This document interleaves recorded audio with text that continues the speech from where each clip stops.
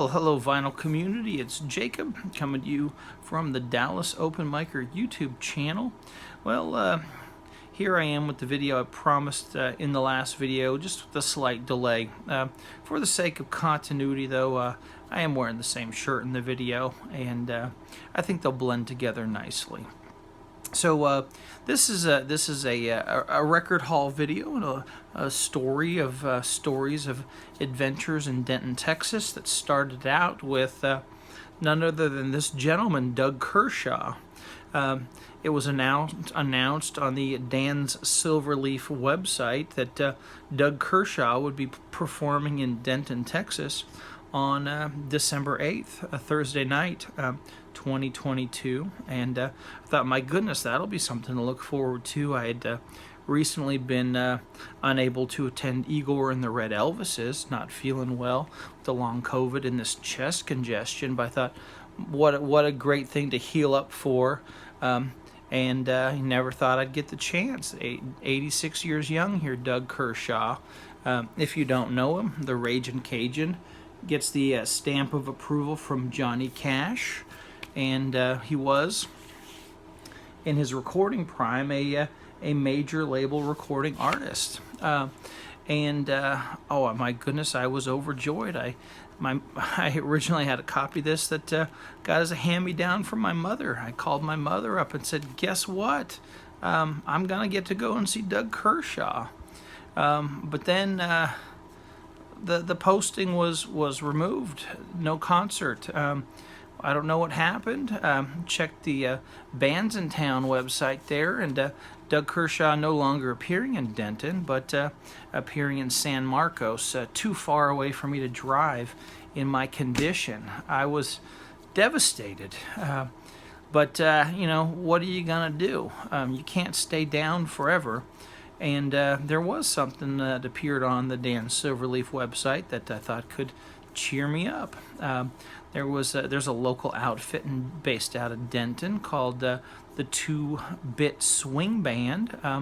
The member of the band I'm familiar with is the newest member of Asleep at the Wheel, Jenny Mack, or at least she was the newest member of Asleep at the Wheel when me and the missus saw Asleep at the Wheel back in October. But anyway, they got this little local band that plays old country music, and I thought that would be a lot of fun. That could cheer me up. That'd be a good excuse to go to Denton, where I could purchase a warm winter cap at RecycledBooks&Records. They're on the square. My wife likes books. Maybe I could talk her into a wonderful date. Go see the 2-Bit Western Swing Band.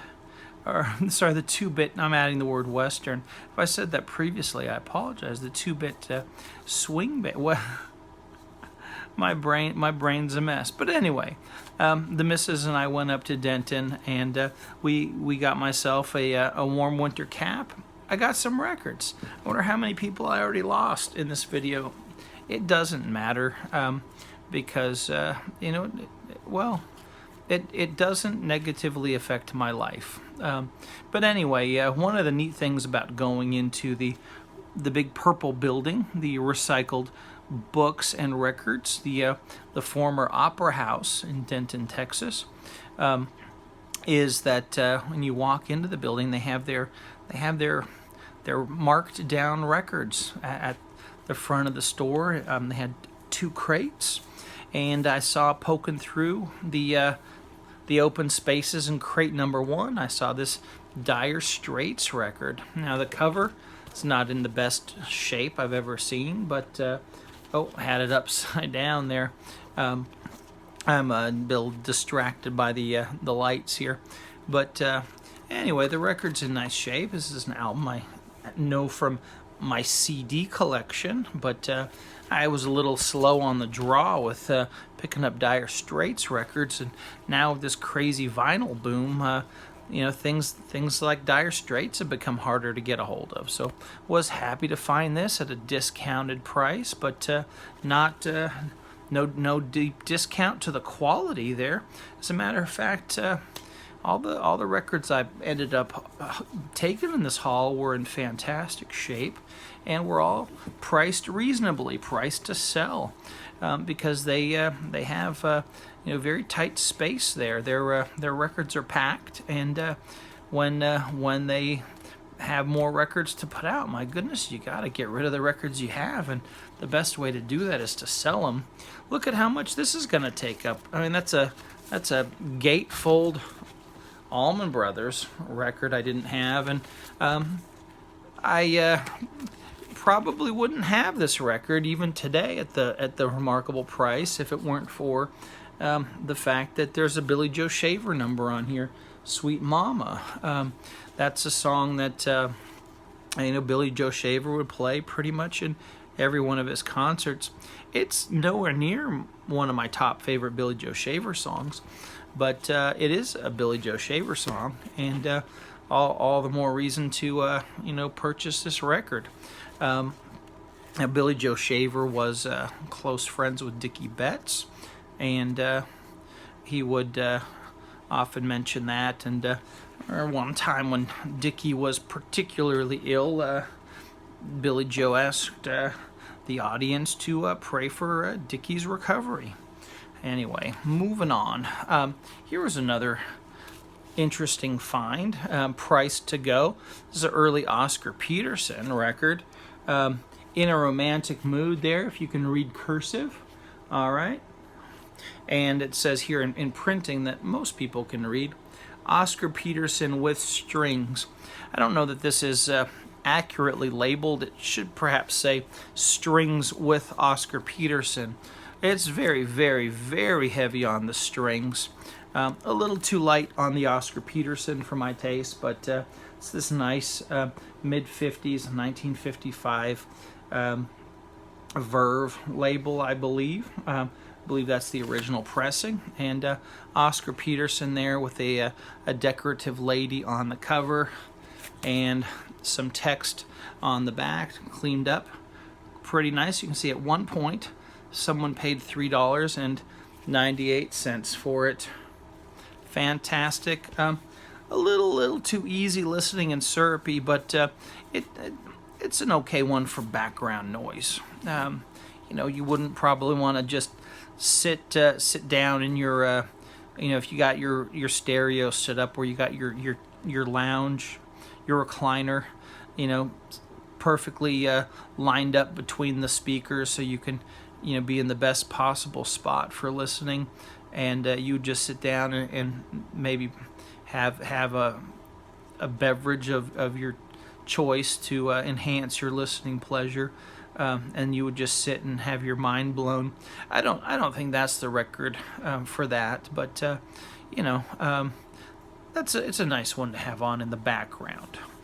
Anyway, I got another wonderful, I say a more wonderful record. Doesn't have that nice historic feel the way the last one did. Here we have Milt Jackson. It's got some gold stamping there, and it's 1988 release. Some familiar names on here. It's just got J.J. Johnson. I recognize that name, and I also recognize Jimmy Heath. I recognize that name, and John Clayton. Some other fellows I don't really know on that very, very thin East-West vinyl. And 1988, happy to have that. Anytime Milt Jackson's reasonably priced, my answer is yes. I will take that home with me, please, as he's one of my all-time favorites. All right, what do I have next here? I've got a duplicate copy of Charlie Daniels, Honey in the Rock. There's Charlie Daniels looking kind of funky country before that Devil Went Down to Georgia just kind of overshadowed him. Here we have the funky country guys sitting on they're standing on a train, and then it was on the back where Charlie Daniels climbed up the train, and he's being celebrated there. This is on the Kama Sutra label. Very clean copy. An upgrade for me. I had a decent copy of this with a very dinged up cover. This one's been cut, but nice shape. It feels good. All right. I hope I didn't just put a ding in there when I was setting it down. Here I go, rambling on. Got a nice stack of Bing Crosby's. These were the Bing's Hollywood releases, and it's songs that were in his old movies. Here, I think this was the one from Mississippi. There, where I think that was the movie where he had that top hat. Got that riverboat gambler look with the mustache. Bing wore a lot of hats in these on these covers. Pretty well done. They tend to feature their Bing from the shoulder up, mostly wearing a hat. Above average quality paintings. They're very 60s looking. But I was happy to get a handful of these. I only had a few of them. Got a very good, very substantial Bing Crosby collection, and these were some of the missing pieces I had in my collection, and that was kind of an embarrassment to me, because if you ever run into another Bing Crosby collector, they will probably assume that you already had those, and I don't, or I didn't. Now I have most of them. Here's another one, Bing Crosby, Zing a Little Song. It's got a nice split there, but other records in great shape. Bing's got a wonderful hat. He's smiling. He's probably not had to beat one of his children for a few days. Delightful. All right. The dark side of Bing Crosby and fame. There's Bing with another hat. Blue skies. Exciting. And this is on that 60s Deca. I've cleaned these up, and there you go. You know that. Clumsy me. That was I'll attend to that later. I don't believe I damaged the record in any way in that mishap. We got the last one in the Crosby collection here for the day. Cool of the Evening. There he's got that sings that Hoagie Carmichael song. He was in that movie with Mrs. Ronald Reagan, the first, Jane Wyman. And of course, Bing's not wearing a hat in this one, but he's got his toupee going there. Pretty nice. All right, that's the end of the Crosbys. Let's see what I got next. Here we've got Emmylou Harris, Gliding Bird. And, well, what do we have here? This is her the re-release of her debut record when she was a folkie, before she got into the country, or the country folk, and she was Emmylou with two names, Emmylou as opposed to Emmylou all one name. And Wikipedia says she was not a big fan of this one in hindsight, and has distanced herself from it. But you don't feel the need to distance yourself from this. It's not a bad listen at all, and it's kind of exciting to hear there are a handful of Emmylou Harris originals on here, which something she didn't do very much when she made her return to the recording studio and was recording with the was Reprise when she started out, and then Warner Brothers, but she didn't do very many originals, and so this was kind of surprising to hear. I don't know if it was youthful confidence or what, but not too shabby. All right, let's see what we have next. Oh, we got some more jazz. I always like to poke around in the W's for Fats Waller and Ben Webster, and found some Ben Webster this time. Now this is Ben Webster Quintet, October 5, 1958. So really they're during that sweet spot in his career where he was doing all that great recording with Verve. This obviously is not audiophile material, but it's fun. It was a fun listen. I enjoyed hearing the performance. Sound quality not all there, but very very cheap, and there was pleasure to be derived from that purchase, and I was able to already experience some of that pleasure, and look forward to experiencing some more. All right, some more Ben Webster on some more poor sounding release, another poor sounding release. This is Ben Webster on one side, Giants of the Tenor Sax. I really don't know about the other folks on here, but Ben Webster takes up side one, and this is Ben Webster in the 40s. Ben Webster with Big Sid. I'm not wearing my readers, folks. Anyway, with Big Sid, something with the C Quartet. And he recorded 1944. All right, pretty fun stuff there. All right, I don't know enough about Ben Webster's history to tell you all the bands he's played with. My goodness, you might say, Jacob, that more evidence of your ignorance, or if you flip your perspective, you might say, Jacob, that's just evidence that there's more joy in store for you in the future as you have the opportunity to learn many more fascinating things. The problem with the know-it-alls out there is once they've reached their saturation point and they've absorbed all of the world's knowledge, they no longer get to enjoy the thrill of discovery, and the joy of stepping out into the world, or maybe in this modern times, reaching outside of your immediate surroundings through the click of a mouse to discover all the cultural treasures that await us. And well, my goodness, I'm so glad I'm not one of these know-it-alls. But I do like having strong opinions. That's a lot of fun. And I do think that sometimes speaking out of ignorance gives you all the more reason to have strong opinions. And maybe your strong opinions will change over time, but that's okay too. Sometimes your strong opinions change for the better. I've confessed before that I used to be a fan of U2 and the Beatles, but I'm not afraid. I'm not afraid to admit my mistakes, and I hope you aren't either. But anyway, let's go back to here's something that I do look back fondly on my young self when I was probably around 20 years old, and I was a U2 fan at the time.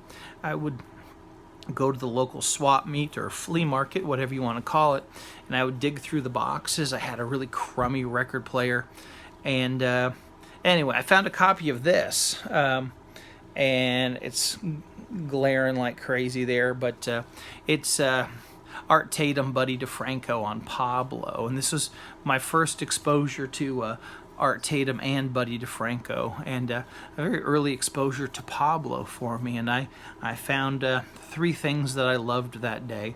Pablo records. Well, I strengthened my love for Pablo records, and I immediately fell in love with the music of Art Tatum and Buddy DeFranco. So what a golden moment that was.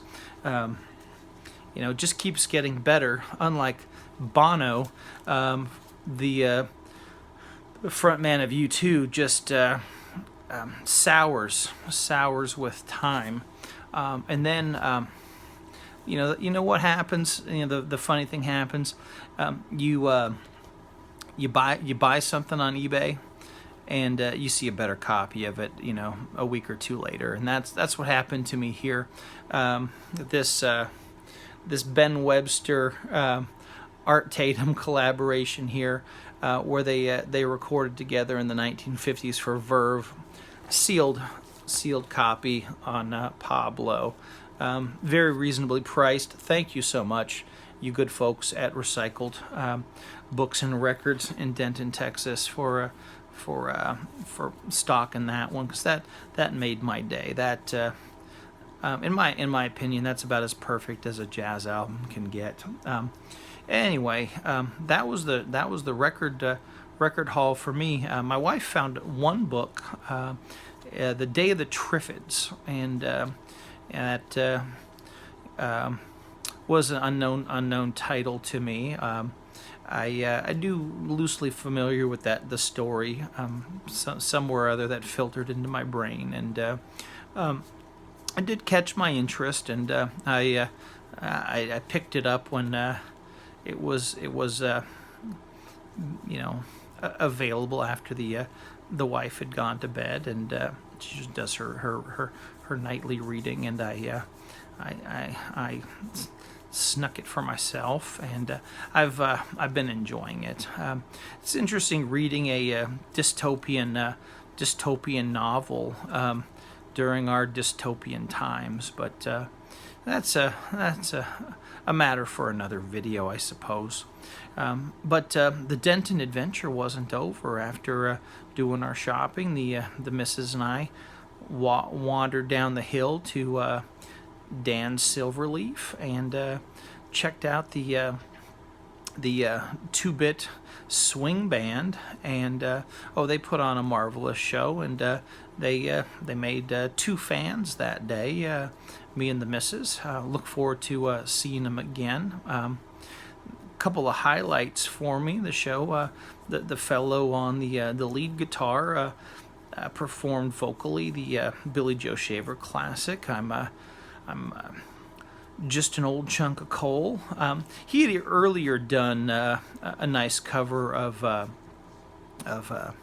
Ray Price's take, the Willie Nelson song "Nightlife," but in the style of the original Ray Price recording, and the steel guitarist just shined beautifully on that performance there. It was unfortunately marred by a couple of loudmouths that were talking during the performance, and they were senior citizens who, you think would know better and would have better manners, but they did not have good listening manners, and they irritated me. Another highlight of the show was great surprise, a song Johnny Bush would often perform, "Green Snakes on the Ceiling." The drummer sang that one, and that had another just a fiery performance by the fellow on steel guitar. It just felt like his playing, he was just throwing molten steel down while he was tearing it up. Green Snakes on the Ceiling. Oh, good stuff. I think maybe I'll make another video tonight. It's the evening, and we're getting close to the New Year's. Anyway, gotta warn you though that Christmas music is still out there, folks. Gotta watch out for it. I was out poking around the past couple days, and thought you'd gotten through it. That was a hand clap there. That was not gas being expelled. But anyway, if you enjoyed this video, if you soldiered through to the end, or if you were delighted by every moment of this journey, well, you could try watching that video. Maybe it's one you've missed, maybe it's one you've seen before and would like to revisit, or maybe you'd like to try that video there. Maybe if you can't make up your mind, I'll point to both at once. Anyway, thanks for watching. Wish you the best. And let's have a happy 2023.